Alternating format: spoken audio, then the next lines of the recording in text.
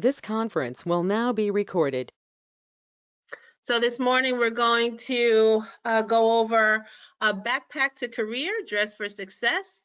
And this presentation is a sample of what the students from the 2019 summer cohort put together.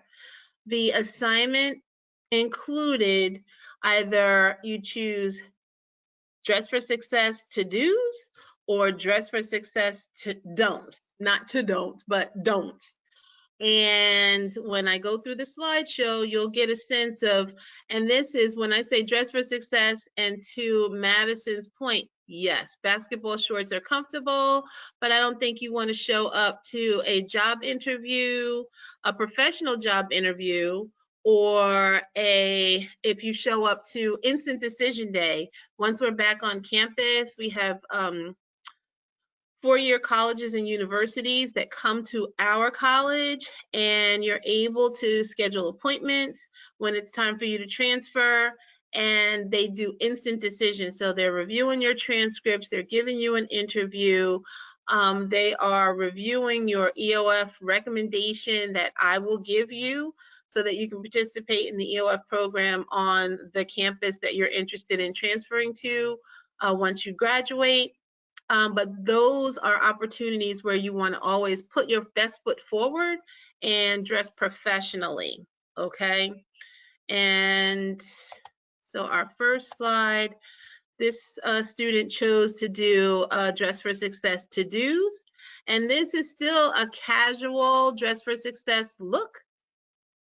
A little pencil leg pant and a button down top, a little ballerina flat shoe, and while there's a little bit of bling on the jewelry, it's not overpowering, but I think this would be a look that you could wear for your instant decision day, or if you were going on say a job interview locally. Now I would take it up a notch if you were interviewing, say, with M&M Mars, or with if you were going for a position in the healthcare field. You want to dress for the position that you're interviewing for. Okay, so obviously this is someone who did a dress for success don'ts and put the little note here, clothes are too tight. If your clothes are too tight, you don't want to run the risk of having a, what do they call it, a wardrobe malfunction. And it's obvious by the tear in her skirt that that is exactly what's happened. That's embarrassing.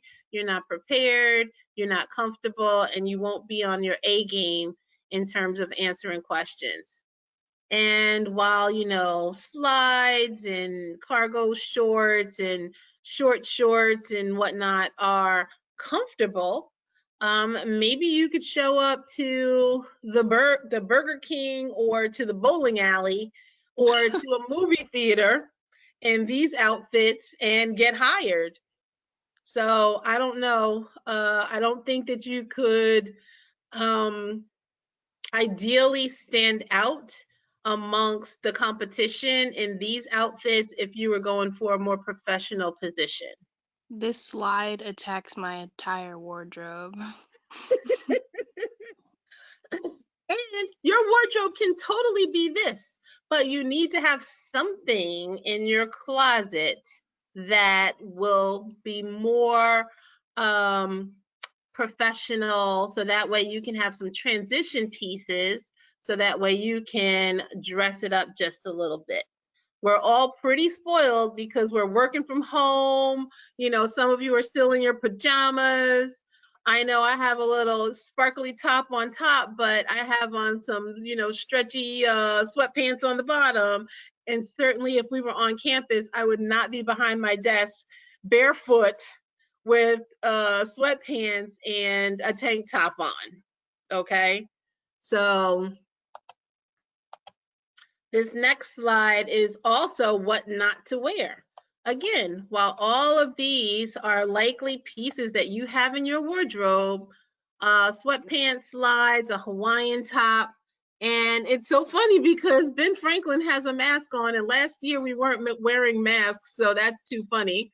But This is, again, another example of being a bit too casual for a more professional position. And please unmute yourself and chime in with your comments, because this is for you. So this student, and you can choose to do this, it's a little more work if you want to, did both what to wear and what not to wear. And as you can see, it's still a rather casual look, but it's definitely a little more dressed up. Skirt, top, little sandal, matching bag, not too fancy of jewelry, and a jacket. And then when you look at the what not to wear, colorful bangles. And if you're into jewelry and into bracelets like that, that's great for a date night or a night out with your girls or, you know, guy friends. But certainly you don't want anything on your being during an interview that could be a distraction. And so usually those bangles would make some noise. They might clank on the table. Again, you know, if you're showing up for a more trendy type of interview, but if you're you know, interviewing for a position that is going to be in your career field of choice, you're likely to not want to wear flip-flops, ripped shorts, and a halter top. Can I get some feedback on this slide from anyone?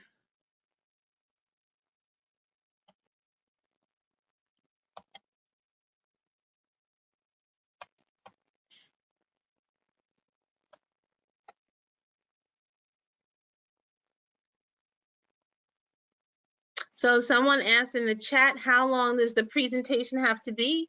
You're only responsible for one slide. So as I'm moving through this slide deck, this is one slide for each student that participated in the summer program. And that's why you're going to email me your slides, because you're going to create the presentation that'll be presented for next summer's 2021 summer cohort. So I'm counting on you to help prepare them well for what to wear and what not to wear. Tiffany. Yes? Can we do either like what to wear or what not to wear? Does it matter? No, you choose. You can choose which one you want. Okay. Now, if everyone comes back with a what not to wear slide, then we'll probably have to do the assignment again. So you definitely want to try and mix it up. And I know last year I did not tell anyone what to choose. This was the random choice of each student. So our student Spencer, he did what to wear, and he went with a very traditional men's look, a nice dress pant, white button down top, a really nice watch, and a pair of dress shoes. So of my young men on the call today, is this the kind of shoe that you own in your wardrobe, or something that could be a little more dressy to go on a job interview with a button-down shirt and dress pants? Either unmute yourself and let me know, or type it in the chat. Is this a look that you can pull off from your closet? Yeah. I don't know who said yeah. Who said yeah? Ed. Ed. All right, Ed. And Shalimar says business casual. Jabari. And then all we have left is Brandon.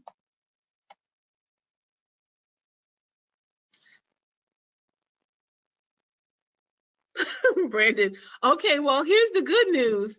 You know, until you're ready to move into your professional position, you have some time, you know, but I think knowing what types of pieces you need or that would be appropriate is half the battle, and this is why we're doing this exercise.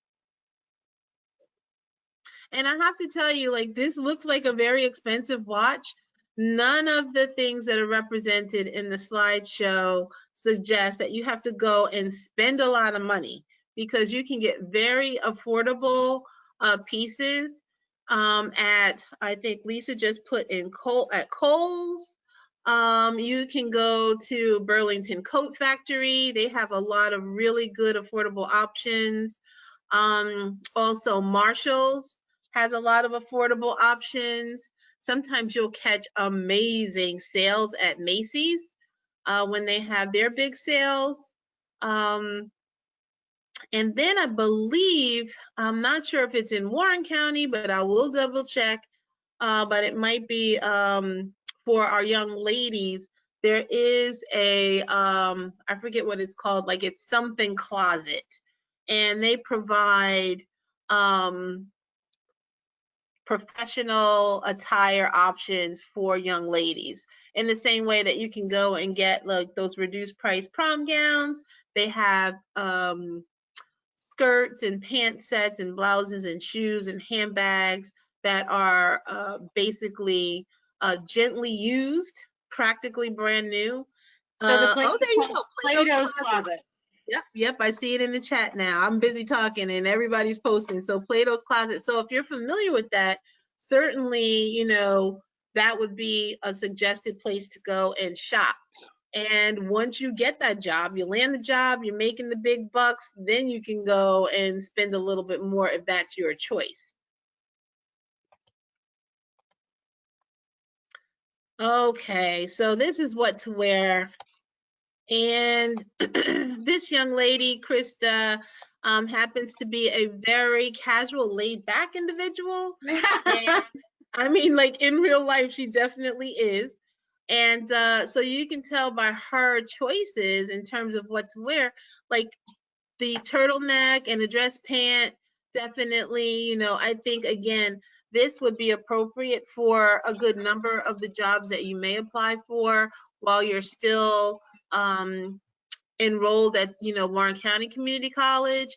But once you get your associate's degree, or even some of the career paths, if you're nursing intent and or medical assisting, even if you're in the drone program and you're needing to go and interview with say one of the area law enforcement agencies, you should definitely show up in professional attire. While the position may require you to be a little more casual on site, that first impression is the one that's going to stick, and you want to show up with the best representation of you. Okay, so these are dress for success don'ts. All right, this looks like they went to, who can tell what online store that they probably pulled these pictures from? Forever 21. I think, yes, Forever 21 is probably a good one. Is there another one you can probably figure would be a particular brand that is not appropriate for young ladies for a job interview? Oh, Fashion Nova, there it is, Ashley, that's what I'm looking for. Charlotte Russe, I thought Charlotte Russe was a little more conservative than Fashion Nova and Forever 21. But yeah, you don't want to show up in Crocs, and that's the more mild look on the page. You definitely do not want to show up in a cat suit. Okay, I think that's pushing the envelope a little too far. And the whole see-through top, highly inappropriate. I think that if you showed up in a see-through top, you may be asked to leave. Just period. Like the hiring manager would likely not even waste their time having a conversation with you, just because if that is your idea of professional attire, then yeah, you would not be considered a good fit. Okay, any comments or questions about what not to wear on this page?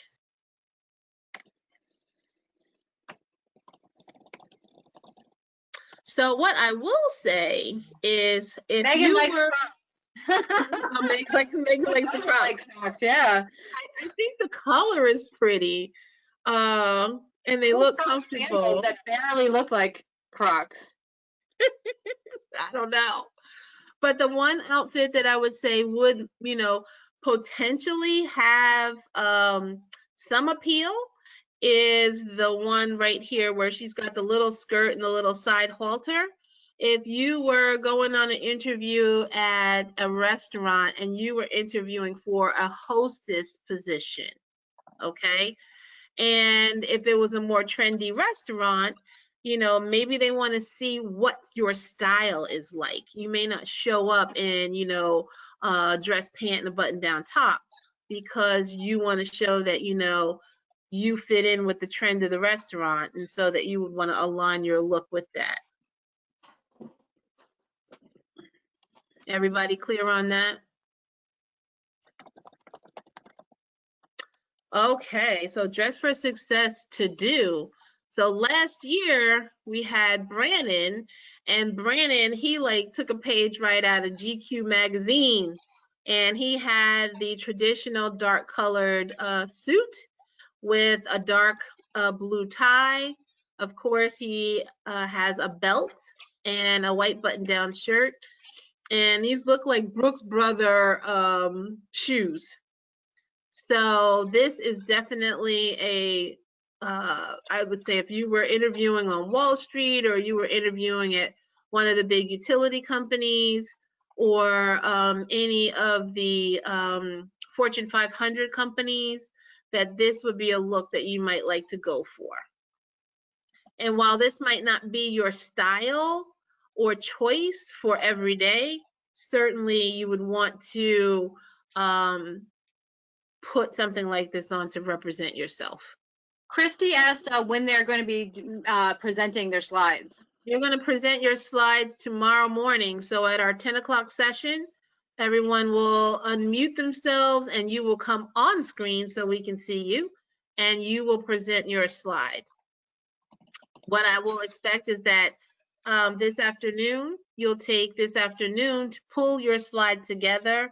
And then by, I would say, if you can get it to me by no later than 7 or 8 o'clock tonight. I mean, I know everybody probably has other stuff to do, but 7 or 8 o'clock tonight, I'm just gonna pop them all in a PowerPoint presentation just like this. And in the order that you send it to me will be the order that you present. So please put your name on the slide, and you want a header, either dress for success to do, or dress for success don't.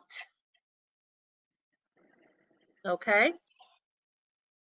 Any questions about the directions and when you're going to present? I just have a question about what's included in the slide. Can we include more than just the clothes and the accessories? Sure. If you want to show a handbag or a portfolio, all of that would be appropriate, or not. If you were doing a don't, you would want to show what you would not bring with you on an interview. Okay, thank you. A perfect not would be if you're vaping. You don't want to show up. There's oh my gosh, Will Ferrell is in this movie. I cannot think of the name of the movie, but it was they were adults, he and his brother, and they were trying to get these jobs, and they were doing the most obscene things during the interviews. Obviously, it was a comedy, but it was telling of, what was the movie's name? Step Brothers? Yeah, it was Step Brothers. I think so. So if you haven't seen Step Brothers, that is a great example of a movie where they're doing everything absolutely wrong. Okay. And even when it looks like they were doing it right, I think they showed up to one interview in tuxedos, right? And while they were overdressed for the interview, it was still better than being underdressed for the interview. All right, another to-do for our young men. Again, a pant. This young man decided to roll up his sleeves and put a vest and a tie on, and the tie is not so close up to the neck tight.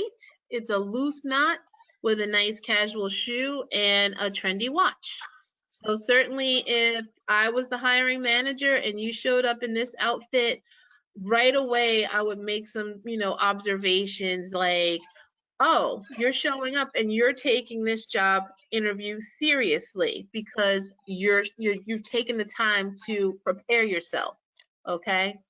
And then, who knows what's coming out of your mouth next, but I'm already making certain assumptions about you just by your handshake, your smile, and your look. Lisa or Barbara or anyone, would you like to chime in terms of how those first 20 to 30 seconds when you meet somebody are pretty critical because you're already determining yay or nay on whether or not this is an individual that you would be, interested in having, furthering the conversation with? Well, one of the things I wrote in the chat was that, the way you dress shows how you respect that company or that workplace. And so if you dress appropriately, you're showing respect. And if you don't dress appropriately, the people who are there to interview you are going to know how you feel about the company just based on how you dress. And whether you like it or not, people will judge you the minute you step in. So I hire a lot of students for a work study program in the library. And while I don't tell people to dress up. I do hold interviews, and sometimes it's a little crazy what people come in wearing because they assume that because they're college students and they are on campus and they're coming to interview for a college job that they shouldn't dress any certain way. And whether they do or don't, I'm always going to see them as I first see them. So, an instant judgment is made whether that's the right thing or the wrong thing based on how you look and what you're wearing. So when people come in like with crop tops and things like that, and I can see their belly ring and all that other stuff, while I appreciate the fact that people want to show off, and really are comfortable with their bodies, on a job interview, it's just not appropriate. And it's not that you have to change who you are, it's that you have to show proper respect for the people that are interviewing you, the time they're spending, and if you want the job. That's just the way it works. And that's just universal, man, woman, it doesn't matter. Perfect. Barbara did include in the chat about your accessories, young ladies, your earring choice. Again, like bracelets, you don't want anything that's going to be a distraction. You don't want it to get caught in your hair or sometimes it'll get hooked on your blouse if you have long dangling earrings. You just want something that'll, look nice, but that will not be a distraction or cause any type of what do I want to call it? Like, it's not a wardrobe malfunction, but I suppose it could be if your earring attaches to your shirt and you're stuck like this and you can't get loose. When I was in high school, we did mock interviews with like real companies and stuff like that. And the one thing that the person that interviewed me said was that I played with my hair too much during the interview. So ever since then, I always put my hair up when I go to interview for a job because I know my tendency when I'm nervous is to play with my hair. So, sometimes you need that kind of feedback to let you know what other people pick up on. So maybe that's something we should do throughout the year, Tiffany, is do some mock interviews and make those kinds of, let people know how they're interviewing and what maybe they shouldn't be doing. Absolutely. Yep, I agree. Did someone else say something? What I was going to add to what Lisa said was, that, if you have a natural tendency when you get nervous, some people get really chatty, some people, tap their pen, they'll bounce their knee or, tap their foot on the floor. If you have to, some interviews might require that you do an actual presentation. If you have like a sales position or a position where you're going to be in marketing, where you're going to have to talk to a lot of people, they want to see how clearly you can articulate your ideas. So they may ask you to put together a short presentation, less than 5 minutes, and give you the floor. And they will have a rubric to measure your effectiveness. because know that when you're on an interview, everyone's being judged by the same criteria that the job description and whatever other knowledge, skills, and abilities are necessary to be successful in that role. So this was Clarison's, and again, a very traditional, loafer, dress shoe, dress down, not a dress down. It is a dress pant, watch, and this particular, bag or portfolio to carry your things in, your laptop, just in case you do have to do a presentation, or copies of your resume. You should always have multiple copies. Don't assume that the interviewer is going to make copies and distribute them. You should always be prepared with whatever you're planning to present, that you have extra copies for everyone. And when they schedule your interview, don't be afraid to ask questions too. You can ask, how many are on the search committee panel, or how many people you'll be interviewing with, or who those people are. So that way you can do some advancing. You can go to the website, find out who they are, what their position is in the company. So that way you can ask some really good questions during the Q&A piece. Uh-oh, I went too far. This other one is a funny one. So this particular slide is clearly a don't. And for anyone who knows Miss Sarah Silva, she's a ham, and no pun intended with our bacon and egg dress. But these are, definitely don'ts, obviously. You don't want to show up in a costume of sorts, or, even the cute little kitty cat in the pocket. Those are all things that you want to save for your friends and your family and your downtime at home. Again, Crocs are on here. So it's funny that Crocs still show up with a bacon and egg dress, or I don't know if that's a sausage and bacon and a bubble dress.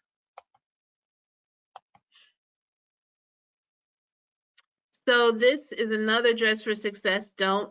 And interestingly enough, that top, I thought the student drew that on the top. The top is actually sold that way. And yeah, you don't want to show up and basically cut off ripped jean shorts or any inappropriate wording or imagery on your clothing. Again, that just says that you're not taking the job seriously or the opportunity seriously. And that is the end of the slideshow. So on tomorrow, when it's your turn to present, I'm just going to pull the slides up, and when you see your name, you will unmute yourself and you will take a few moments to walk your peers through what you presented on the slide. And then with each person after you present, if there's any questions, any Q&A, which no one had any questions for me, but certainly tomorrow, if you have questions, you want to unmute yourself, ask your peers questions, or type anything in the chat, so that way you're able to share your insights regarding what's presented in terms of do's and don'ts. Oh, Barbara made a really good point. Try not to eat spicy or garlic foods prior to your interview. Well, I'll just say you certainly don't want to go to a job interview where you're going to be talking to multiple people with questionable breath, okay? And you also do not want to show up at a job interview chewing gum, because again, that gum would be a bit of a distraction. Sometimes you don't know if you'll get like a little pop. You might get nervous and blow a bubble. That might be a whole other problem. Did anyone want to add anything to some other etiquette tips?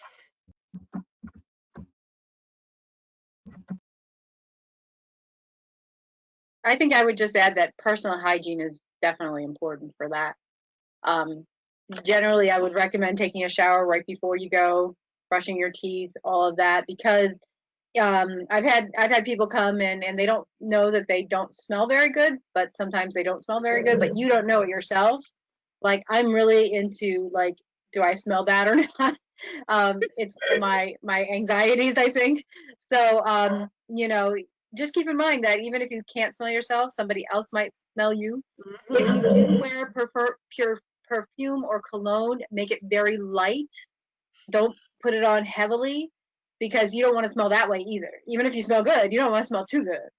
Okay, and some people might you don't want to offend anyone's allergies if you put on too much cologne or perfume. And if you have, and this is just some people suffer from like sweaty palms when you get nervous, right? You get a little sweaty palm action going. And know that, and maybe post-COVID, there won't be a lot of handshaking, but certainly prior to the pandemic, you would go in, you might shake hands, or, either as a greeting or in your departure. But certainly you want to be able to, kind of dry your palm off if you suffer from sweaty palms before you go in for that handshake. And you don't want to go in with like a wimpy handshake either. Even for our young ladies, you want to go in with, a nice firm grip. You don't want to be like this gentle kind of, I'm going to give you the tip of my fingers thing. No. I'm just a sweater in general, so I sweat a lot. Yep. All the time. All right, Lisa, my phone is ringing, but I'm going to turn this over to you. It's not me. Stop the recording for a second. This conference will now be recorded.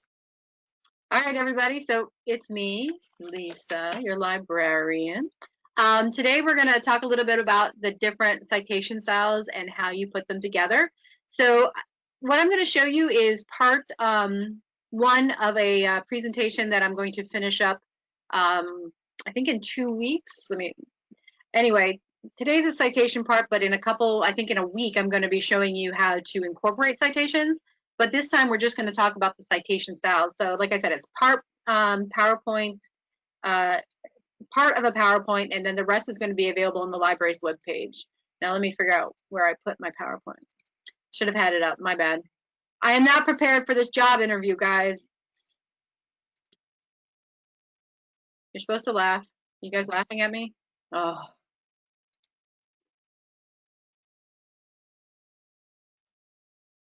All right. Haha, thanks, Tiffany. I really do appreciate that. So today we're going to be talking about the citation portions of this little presentation, and then next time we'll talk about how to use citations in terms of incorporating sources into your homework, your discussion board, things like that. So I think we've talked about this before, so but I just put it in writing. So there are two different citation styles we mostly use at the college, and that's MLA and APA. MLA is for your humanities courses, which include English, history, philosophy. APA is used more frequently for sciences, so biology, chemistry, psychology, sociology, environmental studies, education. I should have also put on there the nursing program. So if you're going into the nursing program, number one, you have a lot of prereqs, which are sciences. And number two, once you're in the program, you're going to be using APA. So while you're at WCCC, you should have an opportunity to use both. For those of you going on to a 4-year school after this, depending on what kind of program you're going into, you're going to be using either MLA or APA. Unless you go into history, then you might end up with Chicago style. But I have a bachelor's in history, and we never use Chicago style for my bachelor's. It's mostly for graduate degrees, like a master's degree or a PhD, is when you use Chicago style. The exception to that rule is if you're taking, I think it is art history with Tracy DeTola, and there is another professor, what is her name? She teaches history. Sometimes she does Chicago style, but she teaches it. She'll teach you how to do it, so don't worry about it. Other than that, you shouldn't be doing Chicago style. It should be either APA or MLA. Your professor will probably have the general statement in their syllabus that says all humanities classes will be using MLA and all, these kinds of classes will be using APA. So the general rule is, depending on what kind of class you're taking, that should indicate to you whether you're using MLA or APA. But again, if you have any questions or you're not sure which, go ahead and ask your professor before an assignment. Say, hey, I just want to double check, are we using APA or MLA? And I'm sure they will tell you. Some of them might say you can use either. And that is because we want you to get practice on using both of them. So if you've only taken heavily MLA classes, and you get the opportunity, maybe you want to go ahead and try using APA. Because again, when you go to a four-year school, it's going to make a big difference in knowing which to use. And it's funny because Tiffany and I were talking on Friday, and we were talking about, using APA because she's in a program right now where she has to use APA. I'm in a program where I have to use APA. And so it's important that you understand those citations, because especially if you get towards your advanced degrees, they will start to take points off in a major way if you're not using the correct citation style, and then you're not using that citation style correctly. So part of using either of these citation styles is that you do it correctly. And while they're very close, they are different. So it's important that you understand some of those differences, and I'm going to show you some of those as we go through this. So one of the things that I get asked a lot is, Lisa, when do I cite? When am I supposed to cite? And so these are the three instances where you have to cite. And the first is if you take a direct quote from another source. So a direct quote is essentially any time you take more than 5 or more words in a row from another source, you need to put that in quotation marks and use it as a direct quote. Sometimes you may already be planning on taking maybe a sentence or two from another source, and you would use quotation marks. But anytime you're putting something word for word from another source into your paper or into your assignment, you need to use it as a direct quote with the quotation marks. The second instance where you will need to include a citation is when you paraphrase from another source. So paraphrasing is simply when you put information that you could have quoted, but you put the information into your own words and you're keeping the intention of the original source. So maybe you're taking a sentence or two and you're putting it into your own words, both of those sentences, and you're just changing the words up. So you don't need to put that into quotation marks because you're not using the same wording, but you do need to include a in-text citation for that source at the end of that material. And third, when you summarize something from another source, so maybe you have a chapter and you're looking at 2 or 3 paragraphs in your book and you decide to summarize those 2 or 3 paragraphs into maybe a sentence or two. So you basically are taking information, like a chunk of information, you're using your own words, but you're also just summarizing that information. You're not trying to give all that information.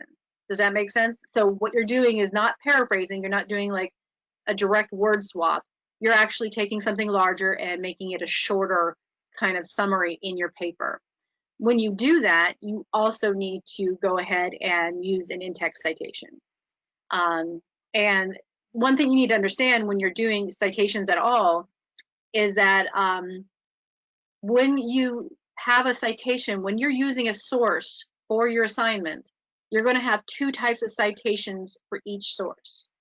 So you're going to have an in-text, or what we call a parenthetical citation, and you might have some professors that say parenthetical. It's the same thing as an in-text citation. And then you're going to have a citation in either your works cited, which is MLA, or your references page, which is APA. So when you're doing that, what you have to keep in mind is that those 2 citations are connected.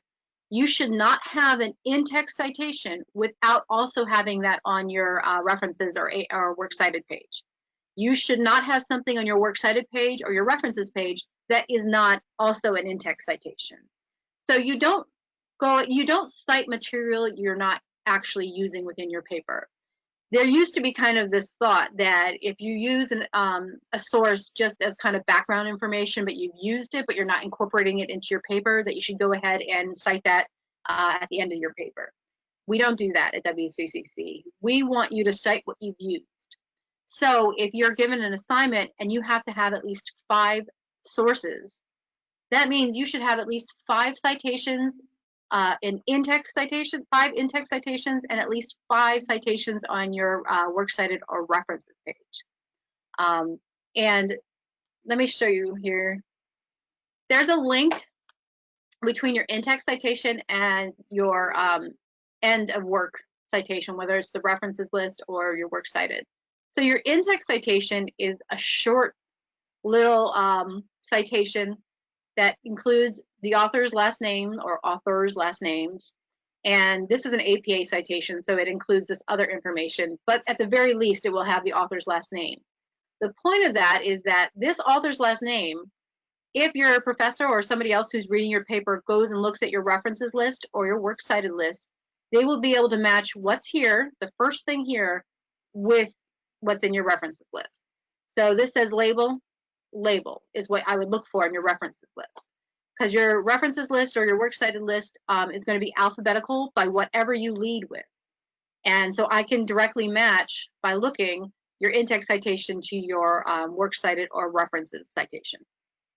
Okay, so that's the purpose of having 2 citations for everything, is that this little shortened version, and keep in mind this is a direct quote, but it could be the paraphrase, it could be the summary, or the summary kind of thing, but you're going to make sure that they match something in your end text citation. Lisa, I have 2 questions. So for the question you put in the chat, I'm going to get to that.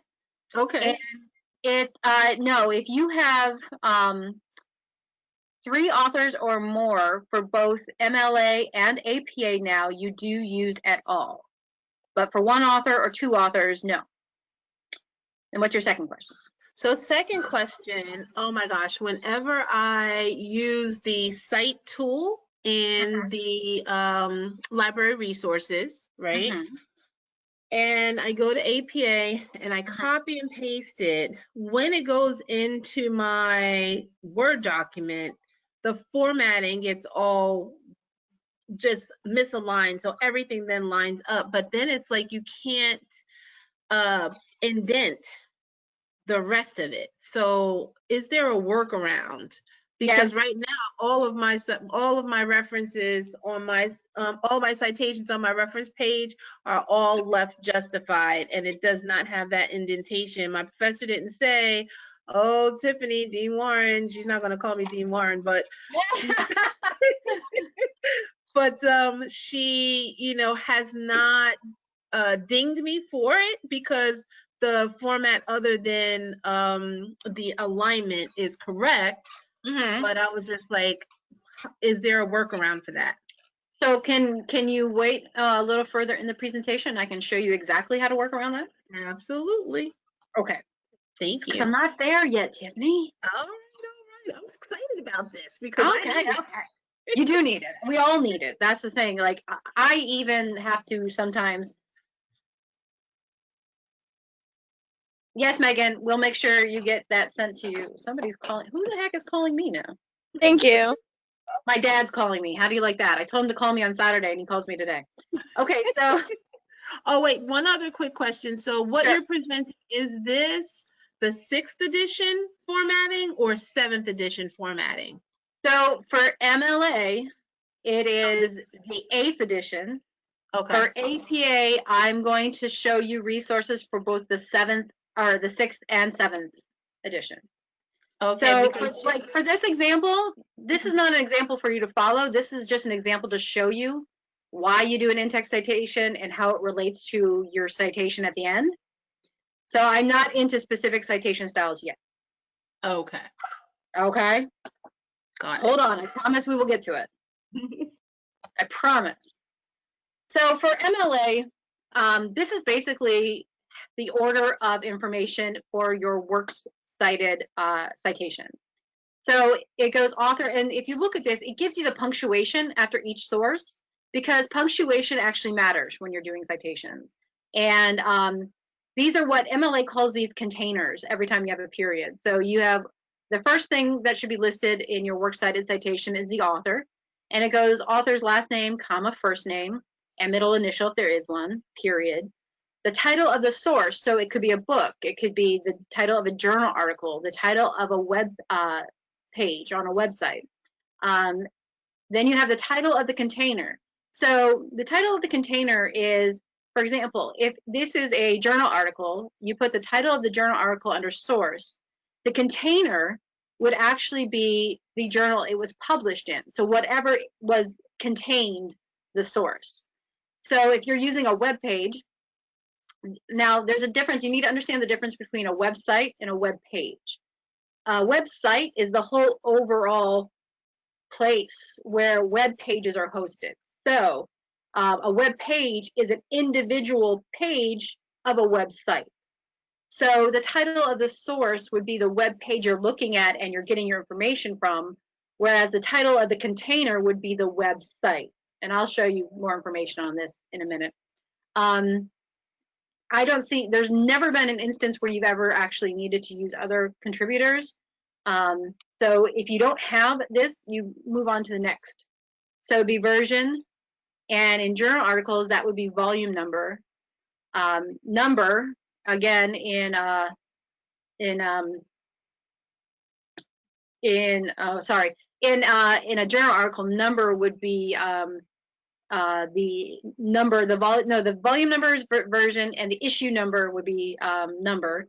The publisher, if there is a publisher, sometimes for journal articles there's no publisher, publication date, and location.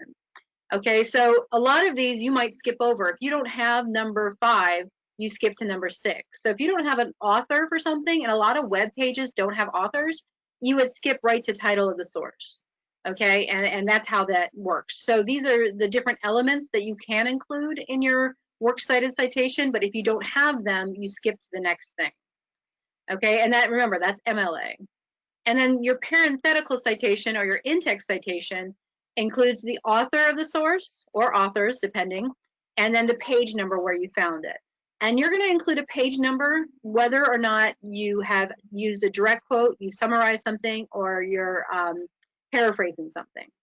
Okay, and that's one of the big difference between APA and MLA. In APA, you only include a page number if you're using a direct quote, but in MLA, you go ahead and put in a page number even if you're not using a direct quote. And if you're using a website, you might not have a page number, so you would just do author's last name or whatever else you're leading your citation with. Now APA, this is how it's generally put together. And this is, let me look at it. This is both APA 6 and 7, because in this element, it hasn't changed between the 2 editions. So you would include the author's last name, but then for the first name and middle initial, you just use initials. So you never put in the full first name, it's just initials. Publication date, the title of the article. Now the title of the article, if you'll notice, the only thing that's capitalized here is the first letter or the first word. And that's how it goes in APA. You don't capitalize the rest of the title unless you have a proper noun or unless you have punctuation. So sometimes you might have a colon in the title of a journal article. After the colon, you would capitalize the first word, but you only capitalize those first words. Then Dina, if you don't have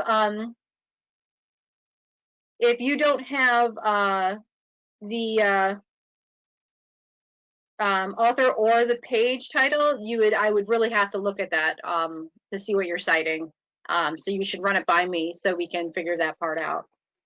So then this is a journal article, by the way. You have the title of the journal is in italics, but all uppercase like a normal way, comma, the volume number, because most of what you're going to be citing is going to be journal articles. The volume number is in italics, and then you have the issue number, but not in italics. It's really weird. Don't ask me why. That's the way it goes. Comma, the page range of that article, and then you have either a DOI, which is a digital object identifier, or you'll have the URL for the article, and it should be an active hyperlink if you're using APA 7, which you will be using starting in the fall. For the in-text or parenthetical citation, for APA, you use the author's last name, comma, year of publication, if you're summarizing or paraphrasing. If you're doing a direct quote, you have author's last name, comma, year of publication, comma, and it's P period and the page number. So if we go back for a second, in MLA, there is no punctuation between the author's last name and the page number. There's no comma or anything. It's just a space. But in APA, you go ahead and put in these commas. So that's something that always trips people up. Do you put a period at the end? So anytime you're using an in-text citation, the period goes after the citation, whether it's APA or MLA, as in this, it shows here. So some people would put the period after connectedness, but you want to wait until after the citation. Then you put the period at the end. Or if you have a comma, because you're going to write something else, it goes at the end of the citation. And that trips people up a lot as well. So you don't put the period here, you put it after the citation, MLA or APA. So I'm going to now show you some things on the website because I think it'll make things more clear. So keep in mind, to get to the library's website, you go from, oops, I'm still logged in. Hold on here. You go to the library link on the main page. Okay, and obviously this is the library's website. So you'll see up here the different tabs. So there's one for MLA 8, which is the current MLA style. There's one for APA 6 because summer students are still using APA 6. Barbara, I'm not sure what do you mean by reference to MLA and APA format. I'm not sure what you mean by that. APA 7 is the newest style, and you're going to start using that in the fall. Okay, so that APA 7, which they'll be using in the fall, once they click onto that, can they print that information out for reference? They can print out whatever they want. Okay. I'll show you. I've changed things a lot, so hold on for a second. So if you click on the tab for MLA 8, I actually changed this up this summer because I wanted to make things more simple. So one of the things we go over is why you need citations. And the reasons you need citations is first to make your arguments more credible. So if you're saying something in your paper and you're not including a citation from an expert or somebody or someplace that has more information than you do, then there's nothing to back up what you're saying. And in general, in college, you want to back up what you're saying with evidence. So when you're doing that, you use the citations and you cite things to make yourself sound more credible. The other thing is to show that you've done your homework. So the expectation is, unless somebody says otherwise, that you will use outside sources for your work, and that could include using your textbook for a discussion board post. Okay, so you want to make sure you have done what is expected of you in college. So it's expected that when you give information, you back it up with citations. And when you're doing your homework and your assignments and papers, it's expected that you're going to use outside sources, unless your professor tells you otherwise. So the other thing is that using a citation builds the foundation of your paper. So what is it that brought you to the conclusion that you are at? So what is it that you read or that you discovered that made you have the opinion or the statements that you're using in your paper? And the other reason, and this is an important reason, is that it allows whoever's reading your paper to find the sources for themselves. So I can tell you right now, in what I'm doing for my classes is I need to find all kinds of sources. So when I look at what somebody else has written, I can go to their works cited page or their references page and see where they got their information from, and I can follow up and find that information as well. And that can be important if you're tracking down articles for your arguments or whatever you're doing. And these reasons are true for APA and MLA. All right, these are why we cite things. These are the reasons why you need to cite things in college. Okay, MLA comes from the Modern Language Association, and APA comes from the American Psychological Association. And again, MLA is all about the humanities, APA is about the sciences. Over here on the right-hand side, this right here, I think is what Barbara's talking about. It is a PDF file that shows you how to cite just about everything you're ever going to need to cite while you're a student. And it gives you not only the entry of what it should look like, but it gives you what the in-text citation should look like, and then it gives you an example of that. So, for example, this is specifically when you're using your Cengage books, but there's also information for how to cite a regular book, how to cite a web page, how to cite a website, how to cite journal articles, whether they're online, journal articles from the databases.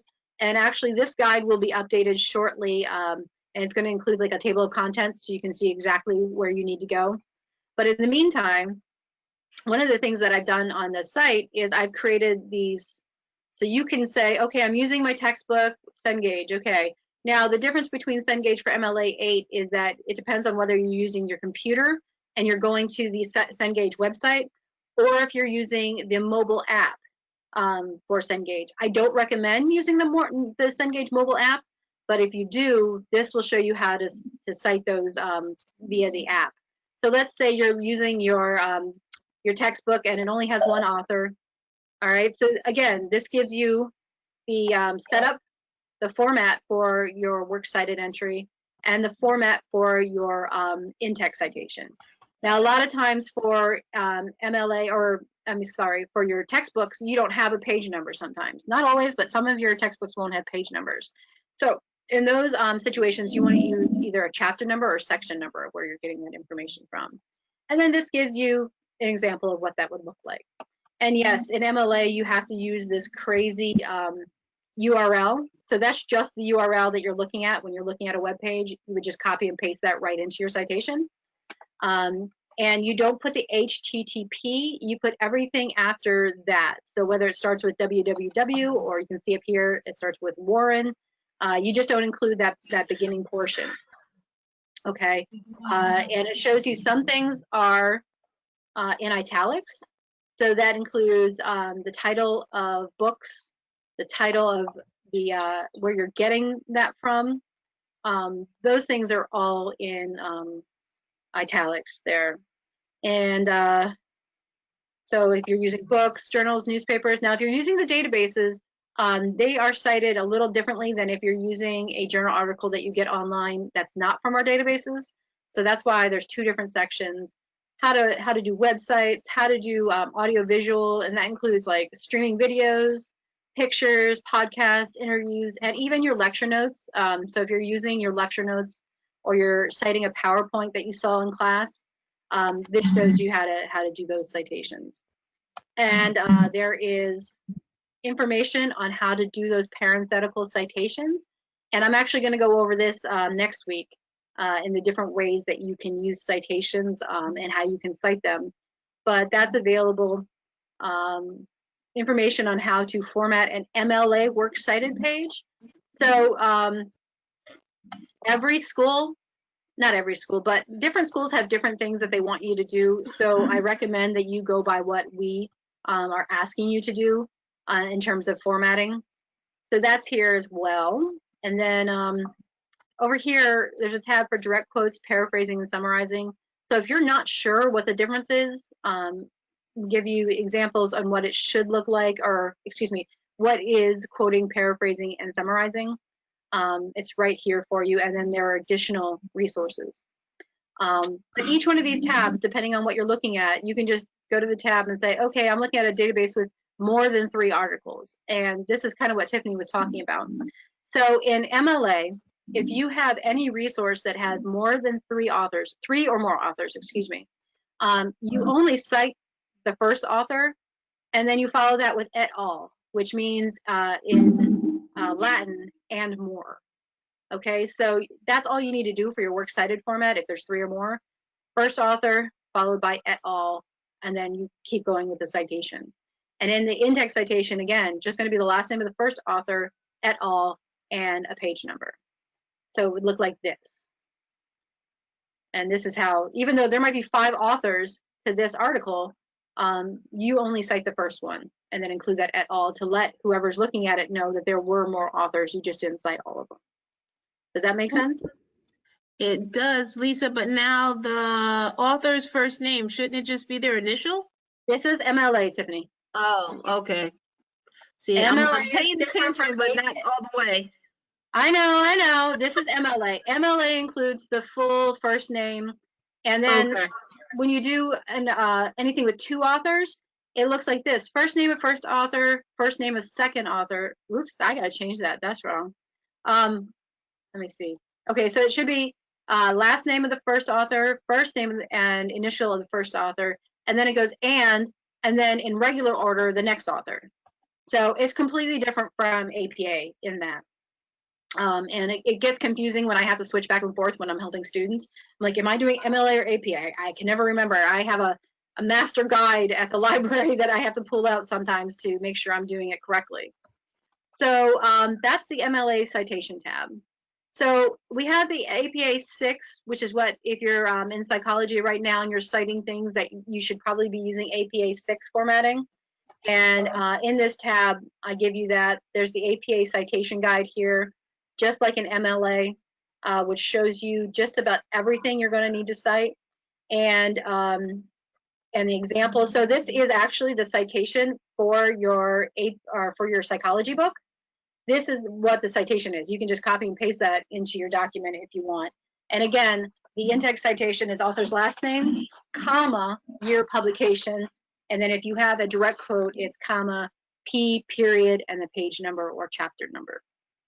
Okay, so this is APA 6. I'm not going to go too far into it because you will be switching to APA 7, and I'd rather show you that information just so you can see that. But if you are citing stuff for your psychology paper, definitely come to the APA 6 page.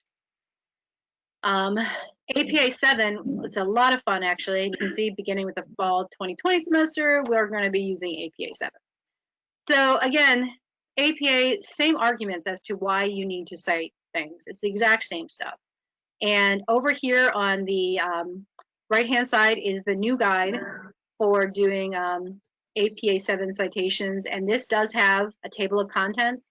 So if you're using this guide, I always recommend students print them out and have them. That's what I would recommend doing, because you never know if you're not going to have an internet connection, you need to cite something, you can look at this really quickly. But it tells you what page everything is on, which is kind of nice. And again, we cover class materials, you know, the videos, all that good stuff in here. I might add more to match the MLA guide in terms of pictures and things like that. I just haven't gotten to it yet. But here on the page, it's the exact same thing as on the MLA. For your Cengage materials, you don't have to bother to worry about where you're getting the materials from, whether you're getting it from the web page or the mobile app. It's going to be the same citation.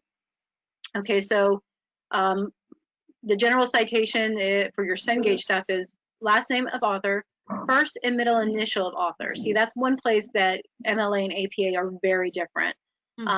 And then you put in the year of publication. The title of the book is going to be in italics, but remember, you're only capitalizing the first letter of that title. And then if you have an edition number, you include that afterwards. The publisher, which for your textbooks is always going to be Cengage, and then the URL. Now, unlike MLA, you do not have to use the entire URL. You only have to use the URL for Cengage, because in APA 7, if you're using a book or journal article that is achieved through a database or a subscription service, so Cengage is a subscription service because you're paying for those textbooks, you have to log into it to have access. So if you're using a subscription service like that, you have to just include the URL to that service. All right, and I know that sounds weird, but I'll show you here what it looks like. Now, your in-text citation, whether you're using a direct quote or you're paraphrasing or summarizing, are different. So for in-text, if you're doing a direct quote, it's author's last name, comma, year of publication, comma, page number, and you actually include the P, whereas in MLA, you don't include the P. And then I put this little link here so you can see, again, if the page number is not available, you should include either the chapter number or section number. And if you're just paraphrasing something or summarizing something, it's just author's last name, comma, year of publication. So you can see here, again, this is the citation for your psychology book. It looks much different from that other citation that we looked at in MLA. It's shorter, it's more compact, and this URL should be an active hyperlink. Whereas in MLA, you don't include the HTTPS stuff. You would start at www, but it's not an active hyperlink. I know that's strange, but that's exactly how it works. So for all your textbooks, you're going to be using this link. It's going to say HTTPS, you know, all that other stuff, and you're just going to directly go to Cengage. Because if somebody doesn't have a subscription service, it doesn't matter if you include the entire URL, they're not going to have access to it. So the important part is that you've mentioned what the book is and who the publisher is. This is just an added thing to show that you got it from an online source. So your in-text citation for APA, author's last name, comma, year of publication, comma, and if you don't have a page number, this is a section number. So section period 2.3. And again, if you're putting this at the end of a sentence, the punctuation is going to go after the citation. And if you're paraphrasing, you would just use author's last name, comma, year of publication. And keep in mind that the punctuation and things like the italics and stuff like that does matter because that's part of the style and you need to make sure you're getting those things correct. So let me show you in APA, when you have 3 or more authors, I'm just going to use a book. If you have 3 or more authors, the way it goes is you include all the authors in your references list citation. Every single author gets listed up to, I think it's like 30 authors. I doubt you're going to have anything that has 30 authors. But in the references page, you're going to include all the authors' information. But in your in-text citation, you're only going to put the first author's last name, followed by et al, period, comma, year publication and page number. Or if you're doing a paraphrase or summarize, first author's last name, et al, period, comma, year publication. So again, here's an example. There's 3 authors. And notice on the last author, you put the ampersand sign. You're not going to use the word and. You're going to actually use the symbol for and. Okay, and then when I'm doing the in-text citation, it's just that first author's last name, et al, period, comma, year of publication, page number for a direct quote, no page number. Oop, that should be, I got to change that. Remind me to change that, Lisa. Okay, thank you, Lisa. That should have the et al on it. I'm going to write that down. Book 3 or more. See, this is still a work in progress. But that's how you do an APA citation. And it really does matter that you know which kind of citation you're using and what the format of that citation is. You don't need to know it by heart, but you need to know how to find out how to put the citation together. Thank you, Barbara, I appreciate that. So this has all the same things that MLA page has. Shows you how to do various things. It gives you the format. So this is another thing, you need to use our instructions for your cover page because the fact that in APA, they leave how the cover page should be formatted up to the individual schools. So each school might have their own way of formatting the APA cover page. So if you Google APA cover page and use another school's example, it might not be what we want you to do. So this is how WCCC wants you to format your cover page. And like I said, that can change from school to school. If you go to another school, they might have it slightly different. But this is how we want you to do it while you're here and a student here. All right, so I've given you that. At some point I will, let me see here. I can't see the other side of my page.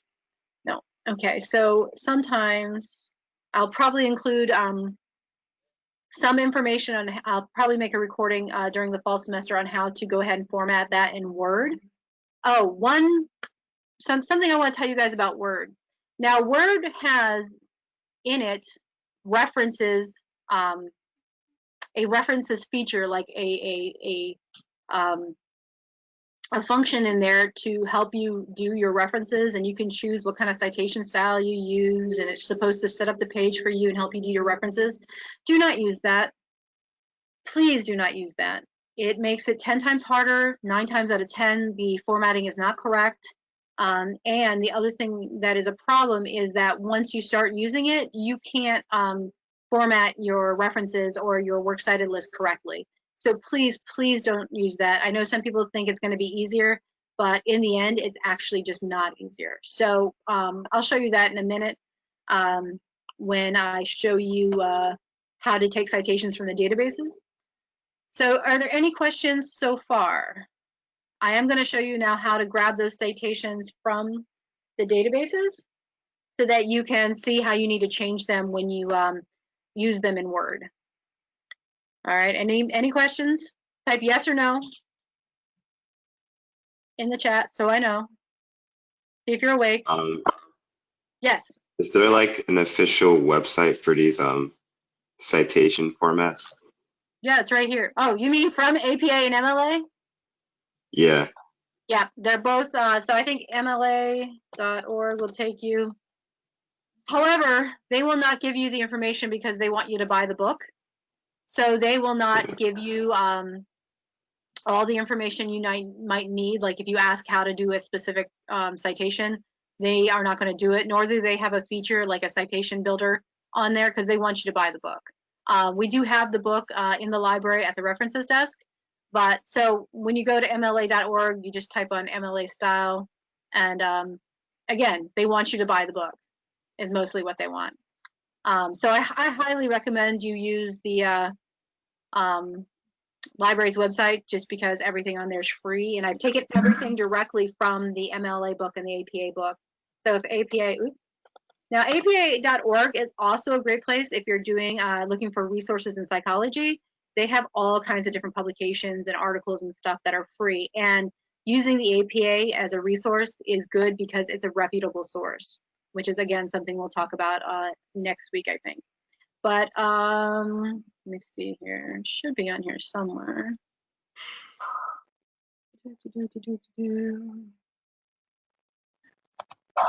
No. Where is it? Might have to go to APA style. I can spell. Oh yeah, so apastyle.apa.org again will also take you to the style page. And again, the title page setup might not match what we want you to do, but it does give you some information, which is awesome. Much more than MLA does. So you still have, you know, a lot of information on here that will help you out. Okay, any other questions? Oh, by the way, Edward, you're in the drone program, correct? The drone program will be using APA, just so you know, if you ever have to write anything, it's going to be APA because Dr. Austin loves APA. So I can tell you right now. Plus, it's a technology which falls under the sciences, so that's going to be an APA. All right, so let me show you how to get the citations off the databases correctly, because Tiffany is right. It can be a little tricky.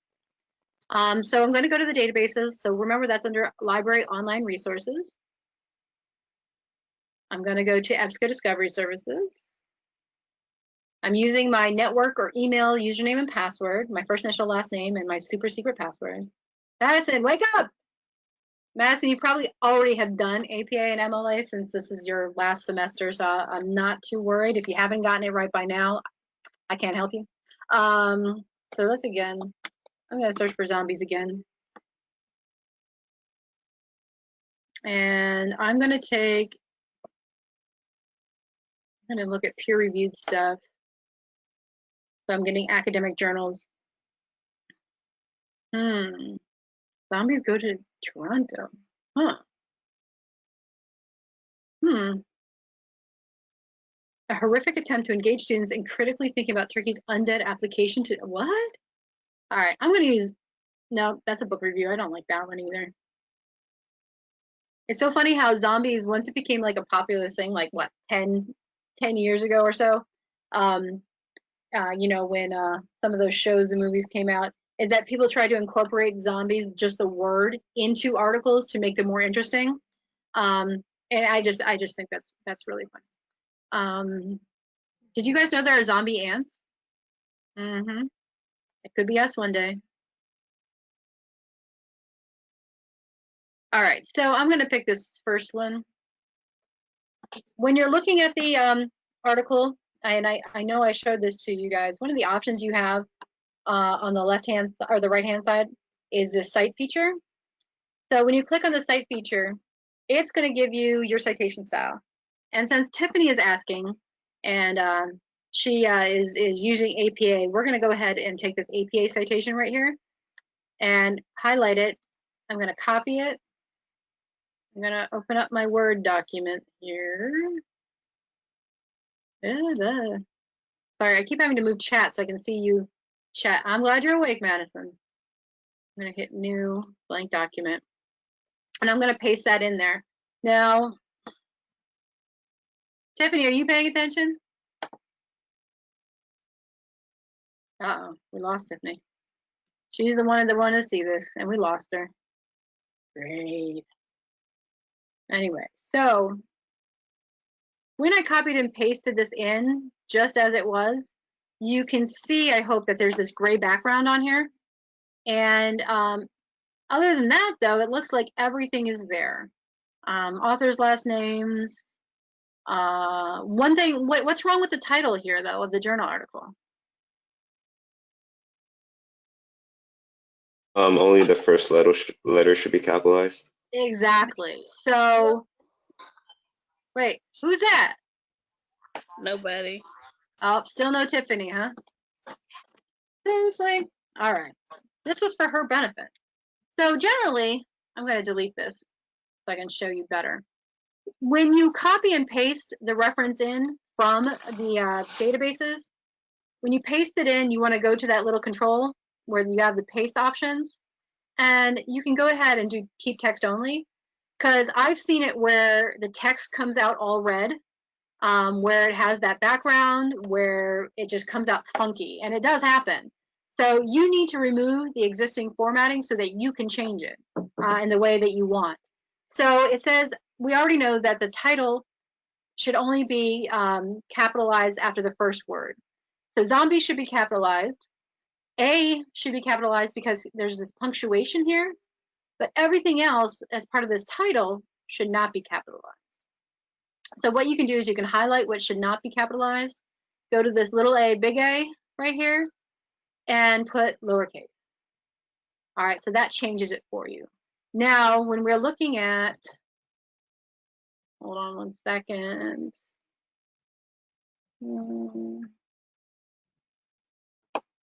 So when we're looking at a journal article from the database, what should be italicized? Here, it tells us that the title of the journal and the volume number should be italicized. So I'm going to go back here. This is the title of the article, and that's the volume of the article. So what volume it was actually published in. You're going to go ahead and italicize those. And then it should be the issue number. So most journals, especially if they're academic journals, will have a volume and an issue number. And I'm going to let you know, sometimes when you look at that citation in the citation feature, it will sometimes miss that information. And I'm not sure why. All I can say is that it has to do with humans inputting information into a computer and they don't do it correctly. Like if they don't put the volume number and the issue number in the right fields, they don't pop up when the computer is trying to make that citation. So when we go back to our journal article, let's say it didn't have the volume and issue number. If I go look at the PDF file,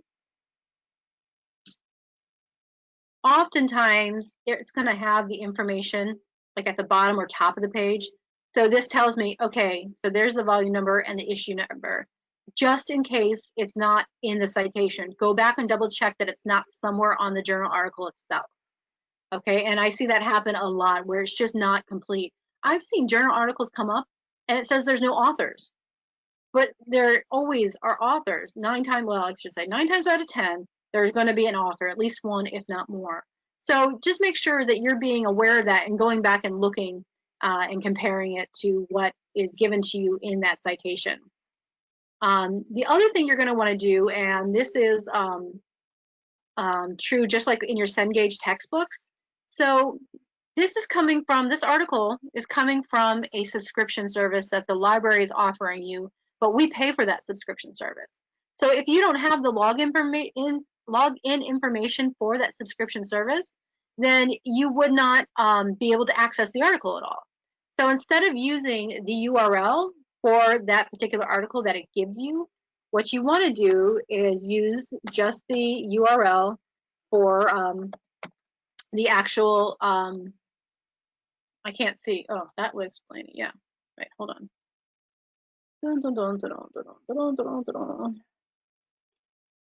Sorry, guys. It's hard to like have the chat up and do this at the same time. So instead of having the URL that it gives you, you're going to use for EBSCO databases, you're just going to use ebsco.com. Oops. Actually, it should probably be capitalized. ebsco.com.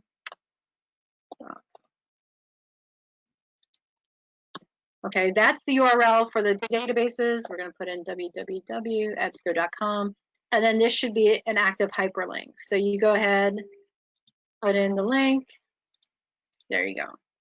So the other thing that you need to do for any paper, whether it's APA or MLA, is it needs to be double spaced.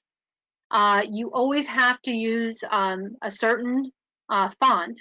And for APA and MLA, the recommended font is either Times New Roman or Arial, and it always needs to be size 12. So anytime you're writing a paper for MLA or APA, it should be Arial or Times New Roman size 12, and the entire paper should be double spaced. So keep in mind, if you go up to paragraph, that's where a lot of this other information. So I have Times New Roman 12, Times New Roman 12. If I go up to paragraph, now I have mine automatically defaulted formatting to have no spacing before or after sentences. But the default in Word is to have like, I think it's like a 6-point after, and then to have like 1.5 for your line spacing. And you absolutely don't want that. Okay, and so to make sure that it's correct, if I highlight this, I can go up to the paragraph feature. So if I want the hanging indent, and that's under indentation here, under special, you click hanging, and then my line spacing before and after should both be at 0 points, and then the line spacing should be double. All right, that gives you your citation. That's the format, that's the correct citation, and it has everything that you need in it now. If you have more than one, so let's go back here. I'm just going to pull up a bunch of different things and just pretend like we have multiple citations on here, just to show you.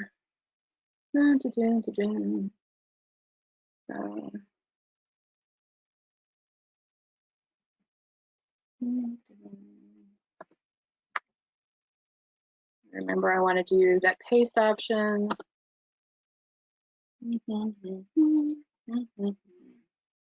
Oh, did I just take the wrong one? I did. God bless America. That's the other thing. Be careful, because you might accidentally grab AMA or ABNT instead of APA. Yeah, don't be a dummy like me.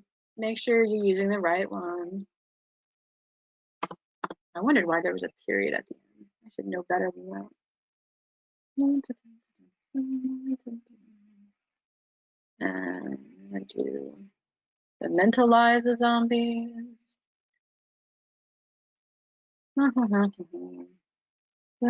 So take this right here.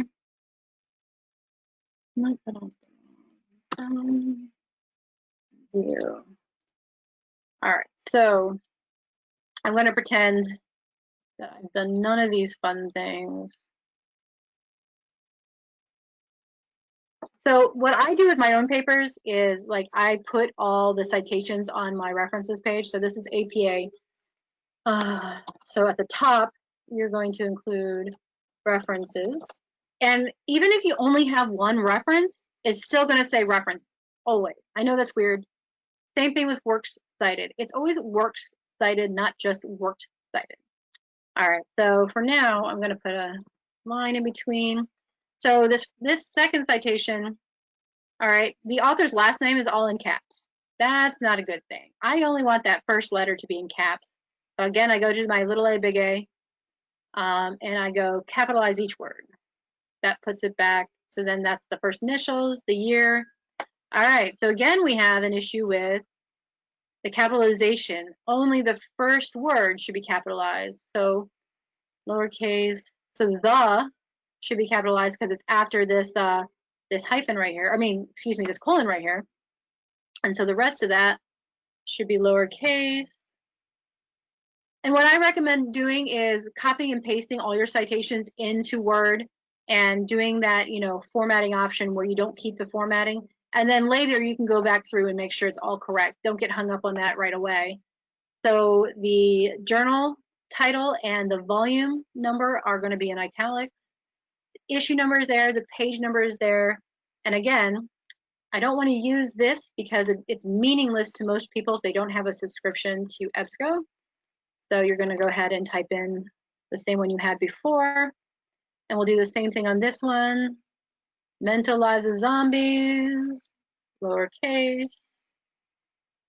And then the title of the journal and the volume number are going to be italicized.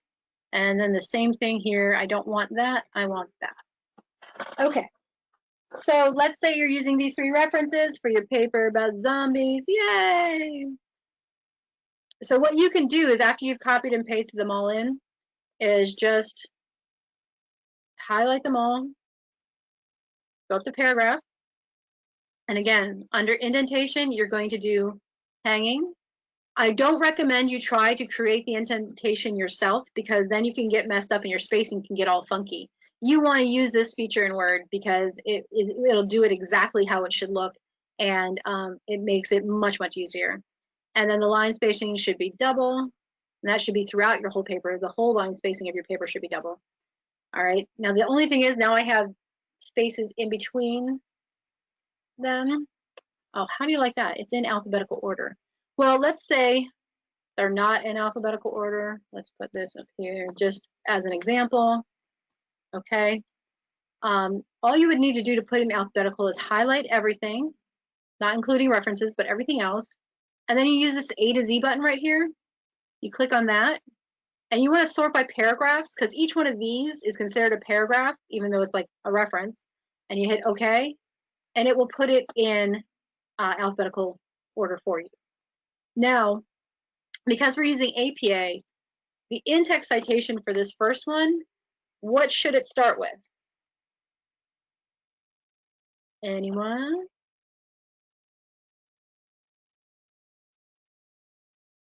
Last name, right. So you want to use the last name of the first author, okay? So your in-text citation, Nasiruddin. And then you're going to have, because there's more than 3 authors up here, there's 1, 2, 3, 4, 5 authors, you're going to use et al, period, comma, space, year publication, 2013. And if I'm not doing a direct quote, then that's how I would cite it. All right, so for APA, you list them all on the references page, but on your in-text citation, it's just et al. So does anybody want me to go over that for MLA, or do you think you can get it from here for MLA? Yes or no, yes or no? How do you change a link into a hyperlink, like the URL again? Sure. So I'm gonna unmake this a hyperlink. So remove hyperlink. So to make it a hyperlink, you highlight it, right click on it, and right here where it says link, just don't click on the arrow, just click on link, and it should come up as a hyperlink down here. If the right address does not come up, put in the correct address here under address, and then hit OK. And that will create the hyperlink for you. And then if I click on this, it's going to take, it takes me right to EBSCO's homepage. All right, thank you. No problem.